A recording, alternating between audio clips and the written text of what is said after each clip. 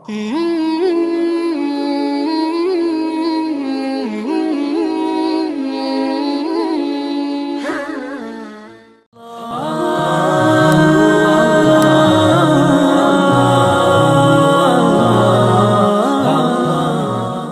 مرتبہ ہمارے پیارے نبی حضرت محمد صلی اللہ علیہ وآلہ وسلم اپنے صحابہ کے ساتھ ایک سفر پر تھے۔ سفر کے دوران ایک جگہ قیام فرمایا۔ وہاں ایک درخت پر کسی پرندے کا گھونسلہ تھا جس میں اس کے چھوٹے چھوٹے 2 بچے بھی تھے۔ وہاں کسی شخص نے وہ بچے گھونسلے میں سے نکال لیے، اور جب وہ چڑیا آئی تو بچے گھونسلے میں نہیں تھے۔ آپ جانتے ہیں کہ یہ منظر ایک پرندے کے لیے بہت تکلیف دہ ہوتا ہے۔ وہ چڑیا بھی بچوں کو گمشدہ پا کر بے قرار ہو گئی اور اپنے پروں کو زور زور سے پھڑپھڑانے لگی۔ جب وہ بچے گھونسلے میں سے نکالے گئے تھے تو ہمارے نبی صلی اللہ علیہ وسلم وہاں موجود نہیں تھے۔ جب آپ واپس تشریف لائے اور اس چڑیا کی بے چینی دیکھی تو آپ نے فرمایا کہ کس نے اس کے بچے پکڑ کر اسے پریشان کیا ہے اور اسے دکھ پہنچایا ہے۔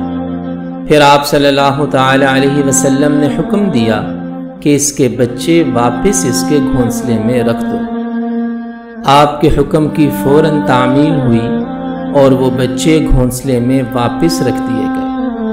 اپنے بچوں کو سلامت دیکھ کر چڑیا کی جان میں جان آئی اور وہ خوش ہو گئی، گویا وہ زبان حال سے ہمارے پیارے نبی حضرت محمد صلی اللہ علیہ وسلم کی شکر گزار تھی۔ اس واقعہ سے ہم جان سکتے ہیں کہ ہمارے نبی صلی اللہ تعالی علیہ وسلم نے اس چڑیا کی ممتا کو بھی محسوس کیا اور اپنے بچوں کو کھو دینے کے اندیشے سے اس کے دل کے اندر جو ایک دکھ پیدا ہوا اور اس کے دل کے اندر جو ایک بے چینی پیدا ہوئی، ہمارے نبی صلی اللہ علیہ وسلم نے اس کو بھی محسوس فرمایا۔ اسی طرح ایک مرتبہ کچھ لوگوں نے چیونٹیوں کے بل میں آگ لگا دی۔ چیونٹیوں کا ایک گھر تھا جسے کسی نے جلا دیا اور ان کا بل جل کر راکھ ہو گیا۔ جب ہمارے نبی صلی اللہ تعالی علیہ وسلم نے یہ منظر دیکھا تو آپ کو بہت دکھ ہوا۔ آپ نے ایسا کرنے والوں کو ڈانٹا اور فرمایا کہ کسی جاندار کو آگ میں جلانے کا تمہیں کوئی حق نہیں ہے۔ ہمارے نبی صلی اللہ علیہ وسلم کی یہ بات سن کر ان لوگوں نے اللہ سے معافی مانگی اور آئندہ ایسا نہ کرنے کا پکا عزم کیا۔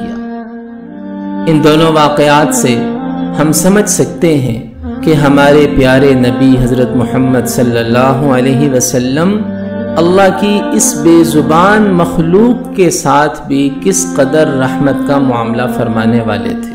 چونکہ اللہ نے آپ کو تمام جہانوں کے لیے رحمت بنا کر بھیجا تھا، اس لیے آپ جانوروں اور پرندوں اور بے زبان مخلوق کے ساتھ بھی رحمت اور مہربانی کا معاملہ فرماتے تھے اور دوسروں کو بھی اسی کا حکم دیتے تھے۔